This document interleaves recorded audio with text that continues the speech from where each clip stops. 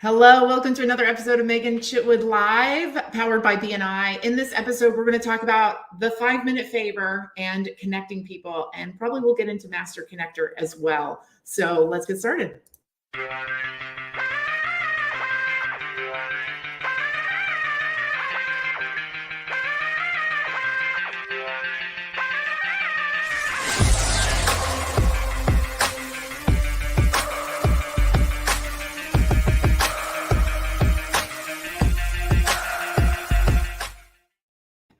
And you can catch us every Monday at 9 a.m. Central Time on Facebook, YouTube, Twitter, and LinkedIn. And you can also catch us on the recording on Instagram as well. All right, continuing from our last one, the 5-minute favor. What is a 5-minute favor? 5-minute favor is just connecting somebody pretty quick. Like, hey, do you happen to know a hairdresser? And you're like, yeah, I do.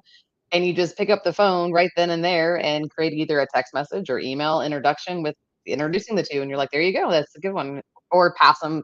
I prefer that way over like just sending the V card over and saying, here's my hairdresser. Yeah. Right. Because that leaves it open to the person. And so if you really want to help connect people, you have to actually connect them versus just sending their contact information.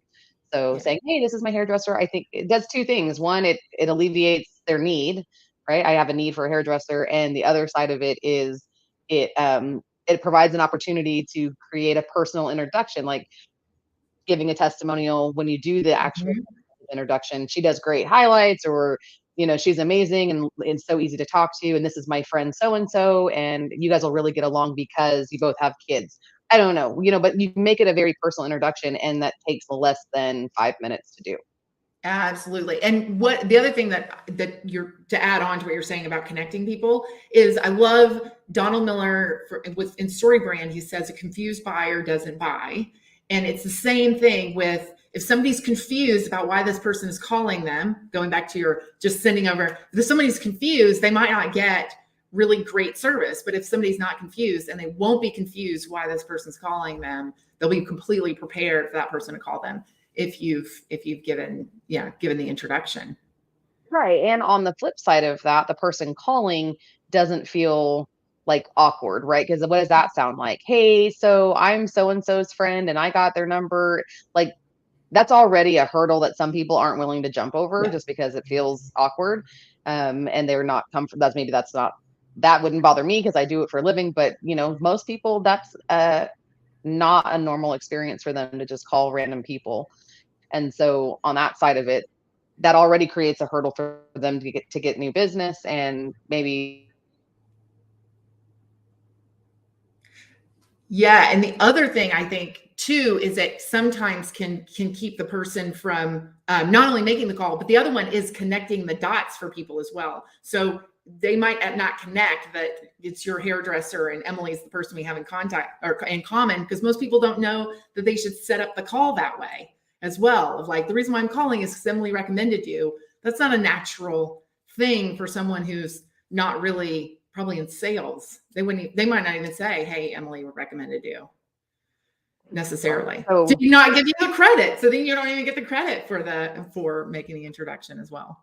correct. And there's 2 points to it really. One is you want to help your friend out, and the other point is it builds your credibility that you're out there actively helping other people, right? Which it's the law of reciprocity. If I help you, you just kind of already you want to help me. And so the more that so that recognition, while it seems self-serving, it is. And that's the part of the reason you're doing it, is to say, hey, I'm helping you, and then hopefully they'll remember that and they want to help you back at some point. So that's the key to being that master connector, is getting the recognition for the efforts of you helping them grow their business. Yeah, and I love that you said master connector because it's one of my favorite concepts. Robert Scrobe and Ivan Meisner wrote a book called The Connector Effect. Sorry, I lost it for a second. The Connector Effect, and it's all about being a master connector, and it is about just constantly connecting people with others so that you can help both people. And in that book, they talk about you look better to both people. You look awesome to both people. So it's building your credibility like double time as you're connecting people And and it makes you a great resource for all of everybody around you if they know you can and are willing to do that with them regularly as well. Yeah. I think the key though, because I had mentioned this, I talked to somebody about it this week. Um, there is a fine line between just, you know, hustling connections and actually referring people. Because when you refer somebody, it is not just giving them a piece of business, you are giving them a piece of your reputation as well. Yeah. So you want to make sure that you actually do know this person, you actually do have done work for them, do know what kind of quality of service they're providing, and it's not just, I mean, and if you don't, you can still connect them, but preface it with, I don't really know this person. I have not actually worked with them, but I do have their number. You're welcome to call them or something to that effect. Because you do give a piece of your reputation away whenever you give a referral. So be mindful of that whenever you're connecting people. I am really clear about that on like, I just happen to know because I drove by or I saw a billboard or I saw a number on the side of a truck or something like that. Those are still great connections of, you know, Absolutely. yeah, still good connections because it gets them one step closer to understanding and solving their own problem. But yeah, you're right. I do make sure that I'm not necessarily connected directly if I haven't done business or don't know them well enough to really Give them a piece sincerely of your reference. reputation, Yeah, right? Like yeah, you can yeah. say, I met them through somebody I really value or I really know. And so I think that they might be a good fit, but and that still helps. It's still, and that I think speaks really high volumes to the credibility of an actual referral from somebody like you. When you say, when you're honest with people about that up front, it sets the right expectation. And then, to even take that one step further to build on your credibility, you can call them after the fact and say, hey, did you ever do business with so and so? I'd like to know if it worked out or if you had a good experience. Yeah. And so I've been wanting to talk to people about just have random conversations about transparency because what you just described is transparency. And in the world that we're in, I think sometimes people feel like they have to hide or keep people from like there's just not everybody's not being really transparent. It's like we're playing we're kind of a lot of times we're dancing around something, right? Where I just love that transparency of let me tell you exactly where it is where we are so that there is zero confusion about like where we are, where we're going and what, and what and all of those kinds of things as well. Setting the right expectation is key because while it may sound like what I described is like following up with them to see how it went, like it sounds time consuming, but it is actually saving you a substantial amount of time and energy down the road. Have that go awry, or if it wasn't, a great experience, and now you're having to do fallout or, you know, damage control because you were a part of that whole situation because you weren't up, transparent in the beginning because you wanted to seem like you knew everybody. Like you have all of this time and energy spent in the future that you did not plan on that, you know, has nothing to do with you in all reality. So um I think that would get things done a lot faster and there would be a whole lot less confusion and fallout if we would just upfront and transparent from the beginning about everything. Yeah, yeah. I mean, literally about like, yeah, about every, yeah, everything. I'm like, oh, my gut's telling me this isn't a really good situation to be in, and yeah, just really, yeah, because then everybody knows exactly where they stand, and there's no confusion. The other thing, last time we talked about being memorable, and what you said about the follow up of like I just had a prompt of like, hey, I wonder if those two ever got connected, and it's like a follow up, hey, did you happen to ever do business, and what was it like? What was your experience like with it? Because I also often want to know, did they experience it in a similar way that I did, or and then that gives you also the opportunity to help push it forward. I definitely do that when I recommend something to my parents because sometimes they're like gung ho about getting something done and then they like, oh, we can do it later. I can sometimes get it right back on to just come on, mom and dad, let's just go ahead and get this done and let's get this completely handled. Yeah. I mean, I would ask you, when was the last time somebody called you and asked how your experiences was that wasn't the organization that you did business with? Oh boy. I can't remember. So if somebody were to do that, would it be incredibly memorable? It would be unbelievably memorable. Yeah, absolutely. And how long does that action actually take the person calling you? And it doesn't even have to be a phone call. It could be a text message, which makes it 30 seconds.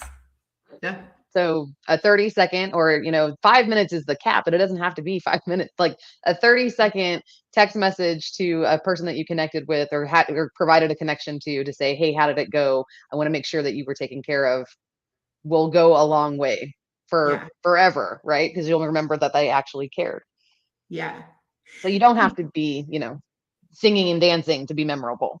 Absolutely. And then on so I was just recently talking to someone about how I flow with like I flow at work, which I think is really an excuse for not being completely organized and intentional all the time, but I kind of flow. That's just kind of my but the flow sometimes leads me to a kind of like an intention, like, hey, I haven't reached out, I haven't heard from so and so in a really long time, and acting on those intentions. So so you do go, and that's what happened last time that I did follow up was like, I wonder if, and it's like, oh, why not? Let's just ask real quick, right? No big deal. Right. And a lot of us do our best thinking, usually for me, and there's a lot of people behind the wheel, right? We're always traveling in traffic or whatever. And that's typically when something like that pops into my head. And instead of being like, oh, I'll do that later, like Yeah. you're not doing anything. Just push the call button or, don't text and drive, but push the call button Yep. and talk on your Bluetooth and just say, hey, how'd it go? Or I just was thinking about you. How have you been? And don't push those kinds of things off because it popped into your head for a reason. It doesn't take but 2 minutes to act on it. And I've started using voicemail again, like leaving. They may never like actually listen to it, and it's no big deal. Because really, do I have to get a response if I'm just following up with you to see how something went? Not necessarily. But if I don't leave a message and I'm not able to text real quick, then I leave a message just so that I can be like, hey, the only reason why I was calling to follow up to see da da da da da. And at a minimum, they will hear my voice if they happen to listen to it as well. I think that's a lost thing that we have. And again, I wouldn't do that if you're expecting somebody to actually listen to it, because I don't think everybody's great at listening to their messages. Oh, But you were about to say that leaving a voicemail is a lost art. I think phone calls are a lost art. it's true too, very Like much. they are so incredibly powerful. And again, they don't save you any that much more time than because it's okay to just say, hey, that was my whole intention of calling. I'm sorry I have to let you go, but that I just wanted to check in with you and say that I was thinking about you. We Bye. were just talking about building relationships. This is not in a small business setting. This is like not salespeople, totally different setting. We're talking about people who are supporting a professional, and we were talking about this whole thing. And the question came up like, how do you build relationships? You have to build relationships with them. And it's like, okay, well, you're never going to see each other. So how do you build a relationship? And that is exactly what they brought up. Is first 3 times you contact them need to be by phone call. It needs to be, hey, are you available? Tell me when you're available. Tell me when you're available for a quick, less than 5-minute phone call. Book it, and just real quick, so that they can hear your voice and hear what your typical tone is, because they don't know you, they don't know your tone. And once they understand your tone, then you can do written communication really quickly and effectively as well. But it was the only way you can do it is by making those first 3 to 5 contacts a phone call, which Definitely a unfortunately lost might art. be pulling teeth to It make is. people actually do it. In the sales world, we call it the 300-pound gorilla. Say The more about phone. that. The The phone. phone, we call the phone a 300-pound gorilla. Like that's how heavy it is. For whatever reason, picking it up is incredibly difficult. And once you get going, it's not, but it's that gorilla or, it's just so heavy. The phone is so heavy you can't pick it up. And that's what's there's some sort of barrier there mentally that keeps people from I don't know that I'm sure for everybody it's different what it is that's holding you back, right? Um, you think you're going to sound different, you're not going to sound good, you're going to be rejected typically is what most people are afraid of. Or, what if I get stuck on this call with them for 45 minutes? I don't have time for that. All of these things. And you're like, never mind, I just won't do it. Yeah. When I think, again, you were kind of talking about saving time in the long run of of some kind of chaos ensuing. There's also saving time in the long run by being able to, once you have that relationship, you can get things really, really done quickly with a one-line text message. Right. So you're like going slow to go fast later, to have that relationship started. Not to mention, and keeping a customer or a referral partner is a whole lot easier than finding a new one, and a whole lot cheaper, right? So if you've already found the person and they haven't really produced yet, but you can still invest in that, it's a lot easier to do that than it is to go out and find a whole brand new person and start the whole process over. So, is that potential 10-minute phone call worth it? I believe that it is, because it's going to take you 2 hours at a networking event, 7 weeks of follow-up, and lots of more phone calls later that you don't really want to do, but just takes a phone call. Absolutely. I mean, it is just another way to make yourself a little bit more memorable, picking up the phone, start building the relationship. Yeah, for sure. Awesome. Well, another great episode. Thank you so much. And next time, I'm actually going to see if I can pull off bringing my son on to tell a story next time. Keegan and I were talking last weekend, and he has a great story that I think is a moral that we all need to know. And it's from a book that he is reading. So I'm going to see if I can rope him in to joining me on the next one to at least tell his little story. So that should be really fun if I can pull it off. Says he wants to be a YouTube star. I'm going to tell him this is the way you get started. So, we will see you all again next week.